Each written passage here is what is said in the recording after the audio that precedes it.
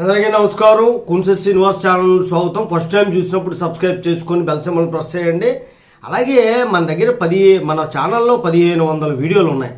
లీగల్గా మీకు ఏ ప్రాబ్లం వచ్చినా సరే సాల్వ్ చేసుకోవడానికి 1500 వీడియోలు సరిపోతాయి. ఇంకా నేను అప్డేటెడ్ జడ్జిమెంట్స్ కూడా పెడుతున్నాను. ఎందుకు అంటే మీకు ఫ్యూచర్లో చాలా ఉపయోగపడతాయి. ఈరోజు ముఖ్యాంశం ఏంటంటే కాంగ్రెస్ పార్టీ తరపున ఎన్నికైన 99 మంది ఎంపీల తాలూకా ఎన్నిక చెల్లదని సుప్రీంకోర్టులో పిల్లేశారు. అరే ప్రజలతో ఎన్నుకోబడినటువంటి 99 మంది ఎంపీలు ఎందుకు చెల్లదు? దీని మీద అక్కడ వేసినటువంటి పిటిషన్ వివరాలు చెప్తారు.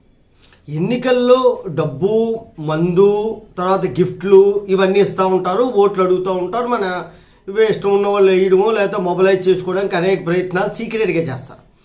ఇవి పీపుల్స్ రిప్రజెంటేటివ్ యాక్ట్ 1951 సెక్షన్ 125 ప్రకారం చాలా నేరము. అలాగ బయటపడితే వాళ్ళ ఎన్నిక కూడా చెల్లదని చెప్తుంది.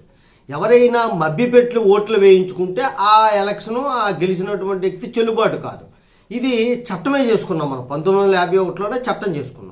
అయితే ఇప్పుడు కాంగ్రెస్ పార్టీకి ఎందుకు దీన్ని మిగతా వాళ్ళు పంచలేదా డబ్బులు అంటే, డబ్బులు అన్ని పార్టీలు పంచాయి, మందు అన్ని పార్టీలు పంచాయి, ఏదో వదరగొట్టే హామీలు కూడా ఇచ్చేసాయి.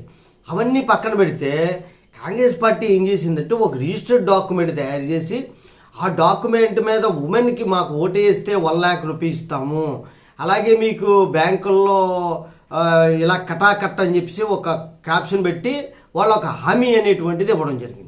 దాని మీద ఒక సెంటెన్స్ కూడా చెప్పారు, women lineup of UP Congress office for guarantee of 1 lakh rupee అని చెప్పేసి ఉమెన్స్ అందరూ కూడా లైన్ కట్టారు అక్కడ, మా డబ్బులు 1 lakh రూపీ మాకు ఇమ్మని చెప్పేసి.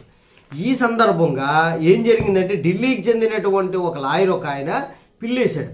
ఎప్పుడైతే రిజిస్టర్డ్ డాక్యుమెంట్ పెట్టి వారి పేర్లు రాసి వాళ్ళ సంతకాలు పెట్టి ఆ డాక్యుమెంట్ని రిలీజ్ చేశారు, గ్యారంటీ కార్డ్ అని చెప్పేసి, కాంగ్రెస్ గ్యారంటీ కార్డ్ అని చెప్పి.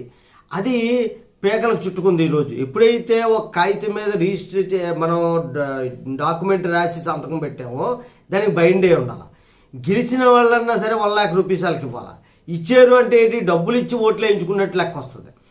అందుకని ఇది పెద్ద సమస్యగా మారింది. ఇప్పుడు దీని మీద అతను వేసింది ఏంటంటే, కాంగ్రెస్ కటాకట్ scheme draws bribery charges under election laws, Delhi lawyer seeks disqualify of 99 MPs అని చెప్పేసి ఆయన పిల్లేశాడు. 99 మంది ఎన్నికైనటువంటి కాంగ్రెస్ తరపున ఎన్నికైన వాళ్ళందరినీ డిస్క్వాలిఫై చేయండి, 1,00,000 రూపాయలు ఇస్తాము ఓటేయమని చెప్పేసి ఆయన డాక్యుమెంట్ రూపంలో అడిగాడు. అంటే లంచం అనేది ఓటుకి డబ్బులు ఇవ్వడం అనేటువంటిది వాళ్ళు అడ్మిట్ అయ్యారు ఈ రూపంలో అని చెప్పి ఆయన వాదన. ఇది ట్రయల్కి వస్తేప్పటికి ఏమవుతుంది అనేది మనం చూద్దాం. చాలా మంచి కేసు ఇది, ఎందుకంటే ఇలాంటి కేసు ఇప్పటి వరకు నమోదు అవ్వలేదు కాబట్టి ఈ కేసుకి మంచి ప్రాముఖ్యత వచ్చిందనమాట.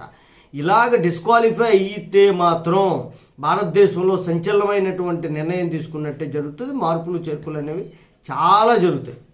జై హింద్, భారత మాతాకి జై.